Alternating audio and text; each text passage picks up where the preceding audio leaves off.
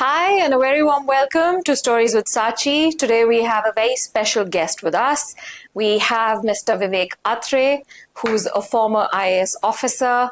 He is a TEDx and Josh Talk speaker. He's a very acclaimed author, podcaster, and mentor. I don't think the list ends.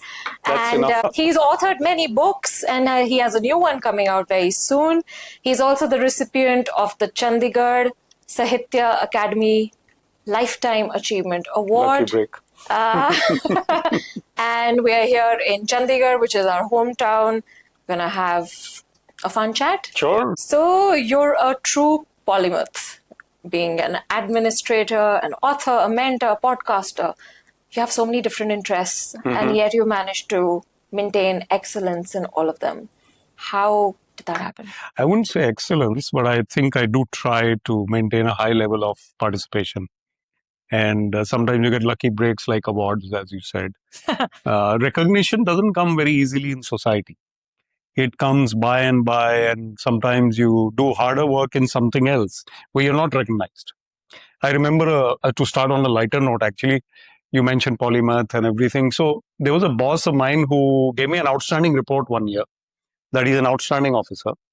But the reason she gave me that outstanding was not the reason which I wanted. She gave it for some project which was like, for me, it was a side issue, but it was her favorite project. My favorite project was the IT park and the technology park and things. She didn't mention that at all, but I got an outstanding report. So the result mattered. So sometimes you get recognized for things which you didn't expect, and you don't get recognized for things that you dearly wanted to be recognized for. But it's all in the game. All right. And, these days, parents generally tend youngsters to focus on one area early on in life. I'm talking more from an academic and a career point of view. Again, given your experience and your journey, it's been quite the opposite. So do you recommend people find one area of interest or expertise, or how do they go about it? I like the trend already because I have a theory on this, and I've borrowed it from somewhere. There's a theory of the foxes and the hedgehogs. Okay. So the hedgehog will go deep into one direction and dig a hole, like a mole. And you're talking about that story. I'm talking about that story. But the fox is going around, scampering around the whole landscape, and he knows everything there is to know about the whole countryside. And the mole knows only one thing, but in one deep direction. So a specialist is a mole in that direction, or a hedgehog. And a fox is a leader. You have to be a bit of both. So in the case of the youngsters today, I think they need to choose something, but they can be unsure for a while, and they can even change their course.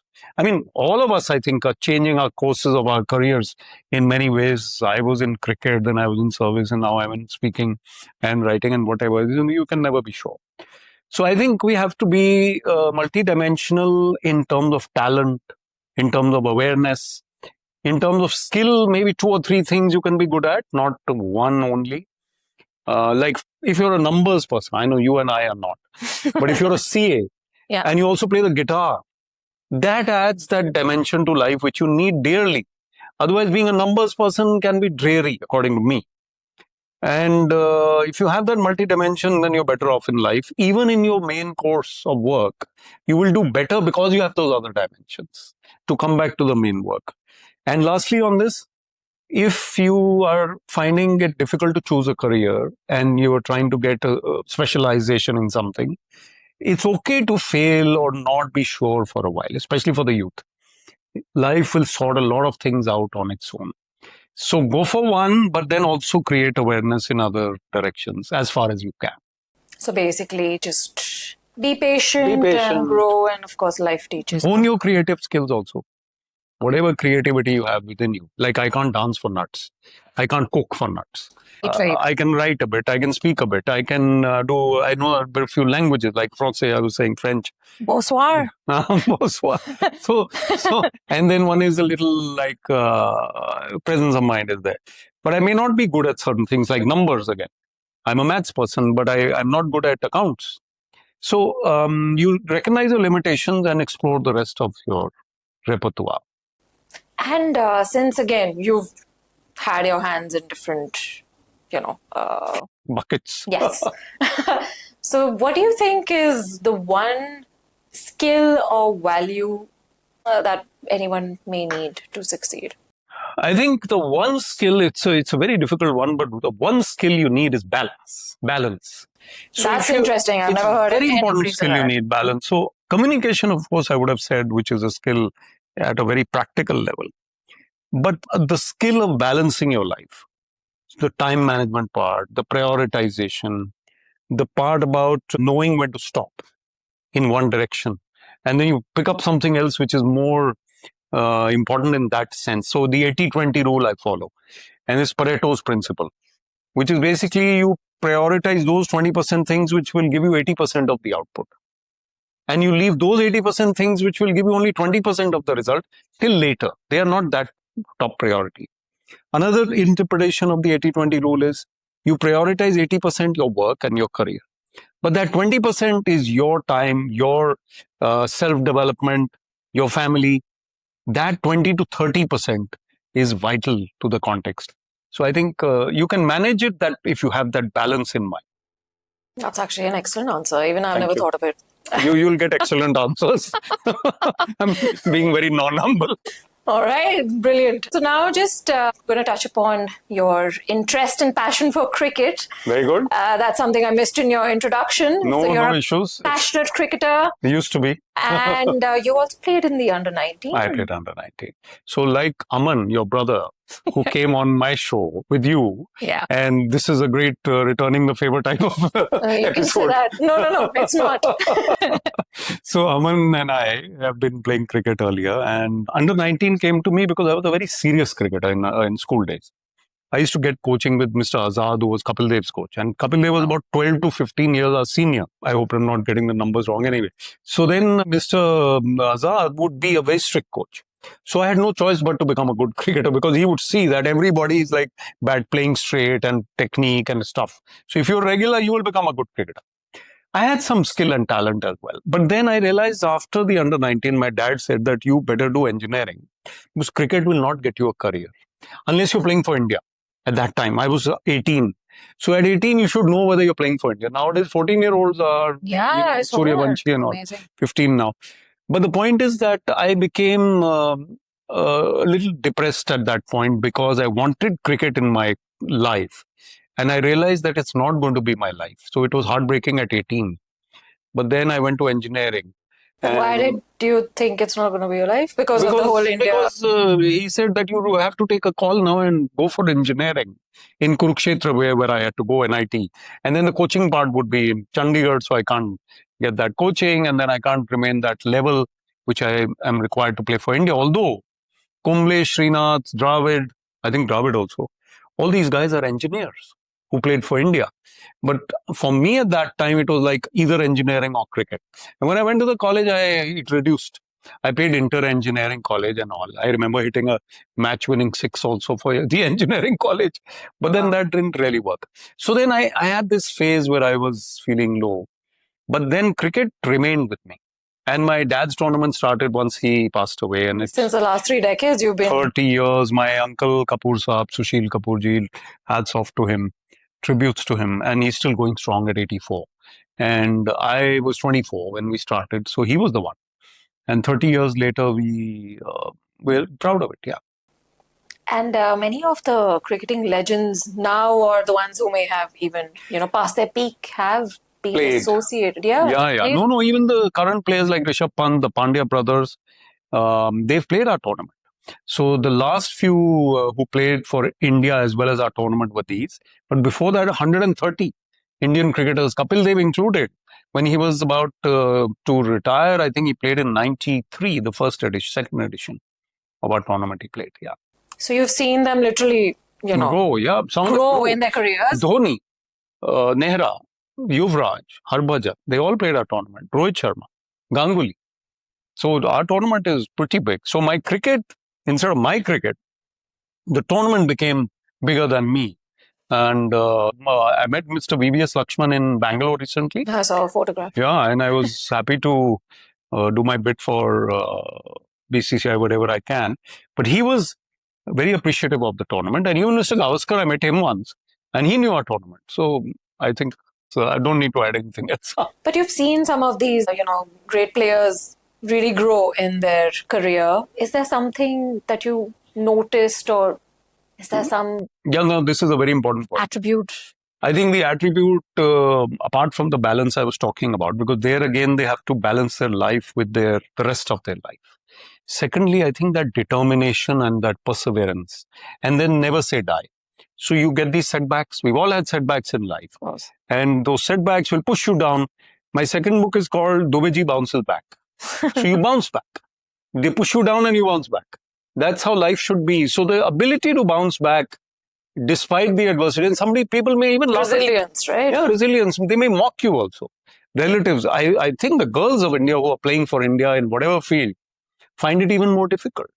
I mean, as a lady, you would understand and appreciate that wrestling, boxing, where they have to go and train with the boys, or they're going around in shorts in the villages, and the villagers are like, now I think things have changed, but 10, 15, 20 years ago also, it was very tough.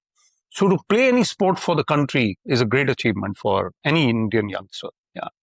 And now, since you've spoken about women or young girls, you are also a father to two young women. Yeah, one of them is coming shortly. Yes. So just for anyone who may be watching and may have a young daughter or daughters, what kind of advice would you like to give them in our, changing country, the scenario and everything? What would you say? I think the sky is the limit now. I think India has been unbound in many ways, as Gurcharan Das wrote many years ago. And now the women of India have been unbounded from those fetters. And, they've become more acceptable to the men in the society in working positions. I'm using my words very carefully. So you see these young girls walking around who work for, let's say, urban company. I don't know whether we should name a private company, or someone who's a hairdresser, confidently pacing the road in a uniform, a server at a restaurant, lady manager of some place. So these are ladies who earlier you wouldn't see on the roads or in public. The men would be doing all these jobs. You do see some women at petrol stations also, at least in Delhi. Petrol stations here, toll plazas, and they're meeting all these grumpy men who don't want to pay the toll at times. And so it takes its toll anyway. Yeah. So they all these women who are out there, and then achievers like army officers, pilots, people like you who are working for corporates. I mean, they're outstanding. And then you've also authored that book, and then 2 books now, Saachi. One so far. The second one we will discuss in your podcast. All right. So the point is that you are role models for the girls who are coming up now. So they see someone like you. They see a young officer who's a lady colleague of mine. I used to be DC Panchkula, and they were out 3 or 4 young colleagues of mine. And whenever we used to go to villages, they used to be there. I used to tell the villagers that make your children study, because if you want them to be like them, the girls, then you have to, because many girls drop out after 10th because the parents don't want to send them to the nearby village or town rather for class 11. Till 10th the school is here, and then they have to go by bus to class 11. So they drop out. So all these things are important for the women, that we appreciate them, we recognize their talent, we support them, and that patriarchal kind of mindset also reduces. Hopefully in due course. Families like yours, mine, I mean, we are lucky and fortunate to have the best parents and brothers, sisters, ecosystems where we are encouraged and the ladies are encouraged. Yeah, not everyone has that. Not everyone has that, exactly. So, okay. Yeah. Now, just to shift a little bit, let's talk about Chandigarh. Oh, yeah. Which is our hometown. City, lovely city. And that's where we are right now. Yeah, the city beautiful. A city beautiful. You also played a very important role when you were in the public tourism service. And IT, yeah. Yes, as an IT and tourism director for Chandigarh. Yeah. And I remember at that time, IT park was just about coming up, or you're the person behind that. So just tell us. You didn't know at that time. Now I was too small. No, I don't know whether you were small as well, but I was not that. But but one thing I was telling. Satinder Sartaaj came for our novel bunch event. And I met him on the sidelines, and I'm very humbly telling you this. So I'm not being pompous at all here. He tells me, he says, "Aapka to maine naam suna hua hai?" I said, "How?" He says, "When IT Park ban raha tha, PU mein we used to be studying, and your name used to be in the papers." I said, you remember the name. The point is you remember the name. He said, yeah, I remember the name. And I had pictures and all with him. And he's a superstar. So that time, I was promoting a city which is easy to promote. You try and promote Delhi. I mean, with all apologies to Delhi walas, and I'm also born in Delhi. And Gurgaon, try and promote Gurgaon. Delhi and Gurgaon developed on their own because of the location, because of the capital, because of whatever reason, logistics. Chandigarh was easy to promote as tourism and IT destination. However, the impression was that it's a Sarkari city, bureaucratic. And Full of old people. Full of old people. And Infosys and all were not in North India. North India, the perception was not a business-friendly place. Punjab, Himachal, Haryana, Chandigarh were not really attracting business investment. So I think we were successful in changing that norm. And I had great officers senior to me. And General Jacob and General Rodriguez were the governors. Fantastic people to work with, army officers. And I was 31, 32. So I started off, did well. Yeah, indeed. And now where Chandigarh is in terms of its importance and general, public perception for people who do not live here. Is there something you would like to suggest or think that we could do better? Because, see, while I'm from here as well, but now I do live in Gurgaon. If somebody asks me, okay, we want to go to Chandigarh, we want to go to 17, Rose Garden, Rock Garden, that's all they tell me. I'm like, there is so much more to that city. But I think the gardens of Chandigarh are unknown to the outside world.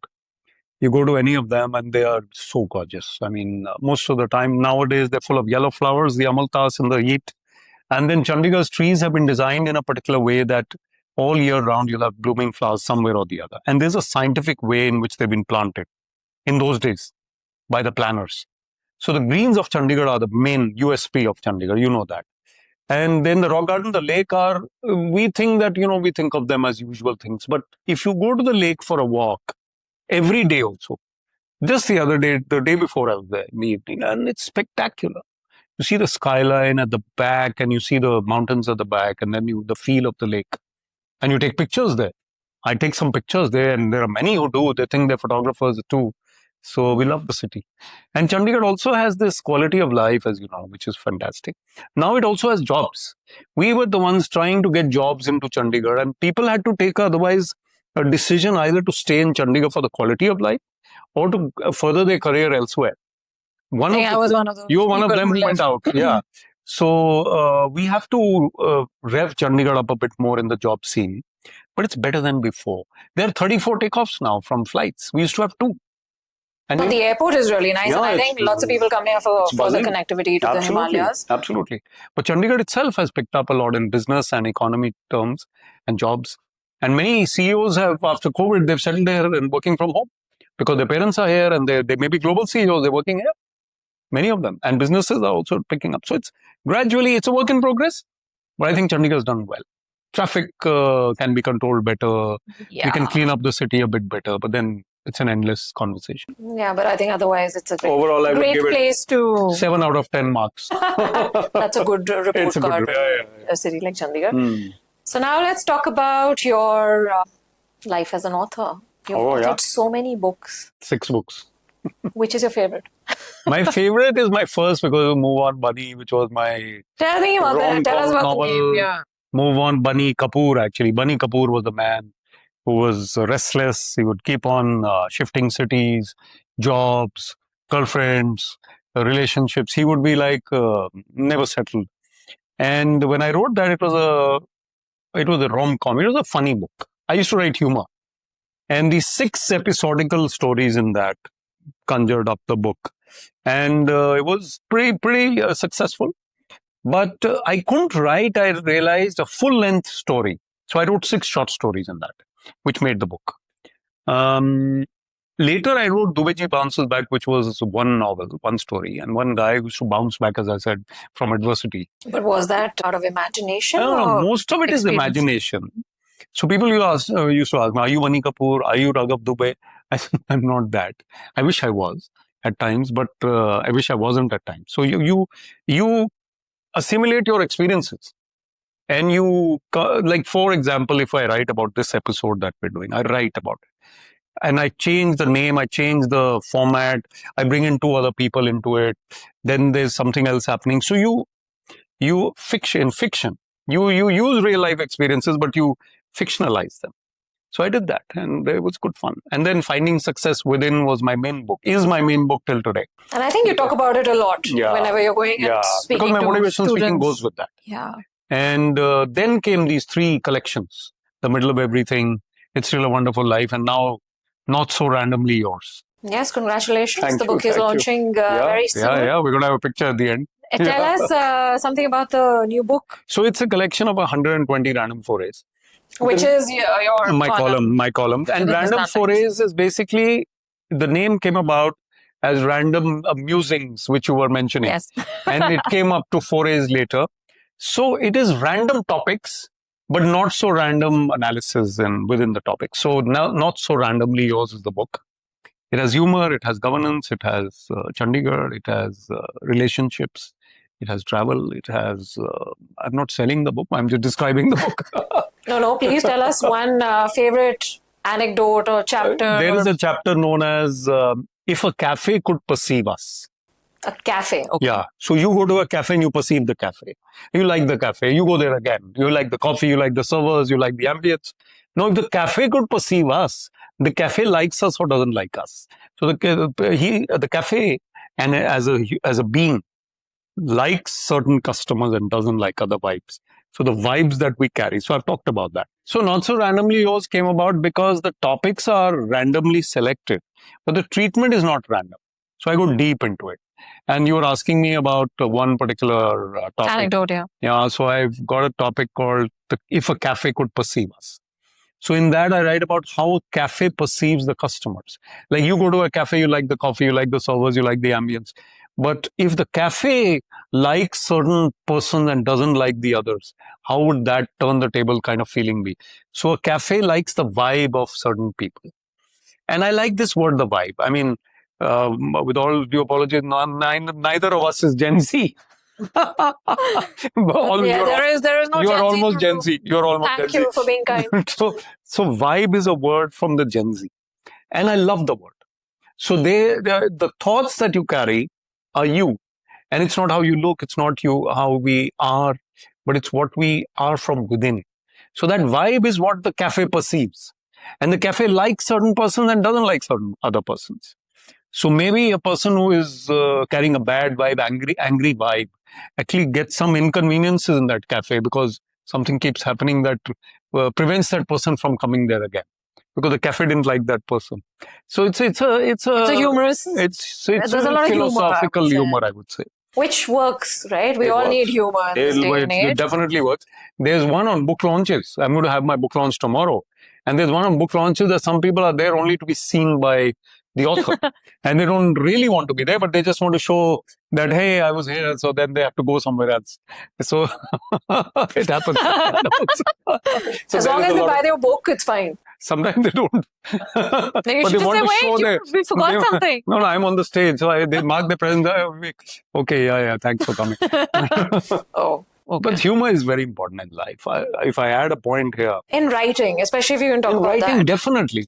Because you're reading, even a serious point can be made with a little bit of light examples. And then you do that with random forays, which is, I do a lot of it. You've been reading them. Yes. And so that art of bringing in the subtle humor in a serious topic is something I pride myself in. But if it's a lighter topic, then anyway, it's very easy to bring in lots of anecdotes and jokes. And life gives you lots of anecdotes. Every experience gives you jokes and the way you look at things. I mean, we could make fun of anything, and it depends on your attitude. And you don't need to tell, my wife Nina often says, you shouldn't make fun of people. I think he doesn't know I'm laughing at him. As long as I'm not laughing at him. Someone used a bit of language which was not correct, let's say. And you made a light joke with your family on it. There's nothing impertinent in that. Because the person is blissfully unaware. So that's fine. You don't insult anyone.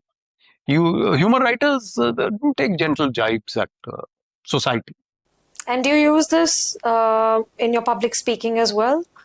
humor to I have to. get people to pay attention? Saachi, I have 130 to 140 stories. I listed them one day. And you remember all of them? I don't remember all of them at one go, but when I'm delivering a speech, one of them will pop up in my memory because of the context. Something about an SHO Sahab, something about a guy who kept applying for a job, something about a relationship, Saif Ali Khan and Rani Mukherjee in Hum Tum on the flight, G.R.D. Tata and Dilip Kumar on the flight.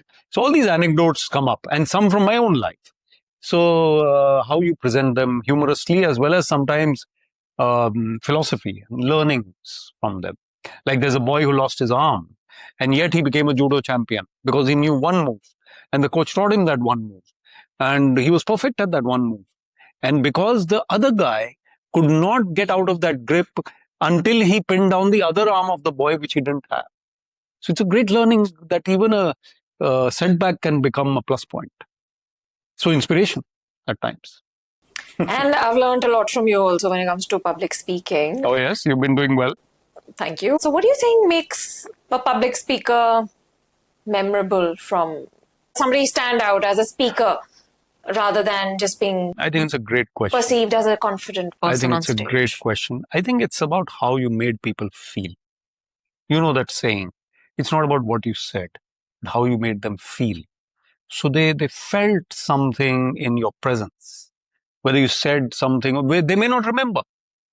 They won't remember your points for sure. They'll remember your stories maybe, but they'll remember you for sure. You and me or anyone there. So that is the key. That is the key. Just a few rapid fire questions now to wrap up. A mix of everything, actually. Sure, go ahead. What's the one career advice you would not give? Not give, don't be money minded. Don't run after money. At what age? Below 30? No, to any or- age. The money should be priority number 3 or 4. Professional satisfaction, family. Money is required in adequacy, not in greed, and unbounded money is not required. So don't run after that. Okay. And which is your favorite book, or what inspired you to become a writer? I think autobiography of a yogi, I've talked about it. My meditation path is followed. I follow Paramahansa Yogananda. I also love Woodhouse. P.G. Woodhouse, I love. And when I read him a lot, then I... Some people do think of your writing. Yeah, some people do, thankfully. Yeah. And I do write inspired by him. Yeah, sure. Sometimes actually I read him before starting to write. And I read one page. It gives in fact, Agatha Christie's hero, Hercule Poirot, he would say those little grey cells start working. So my little grey cells of the literary type start working if I read a page of literature or something, interesting. I'm writing on something totally different, but your language skills suddenly emerge from that. Like we're having a very communicative conversation with flowing words. So if I write after this, I'll write pretty well, I think.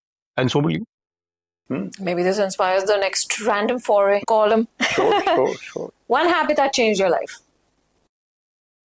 I think I stopped worrying too much about what people think. Habit in the sense I want to take it a little deeper. So I used to be very, conscious of people watching me, looking at me, don't do this, don't do that. And who's watching me now? And I was in service also, so it was a little difficult. Now I'm not worried. So I wouldn't say that I don't give a damn, but I'm almost there. Good to learn.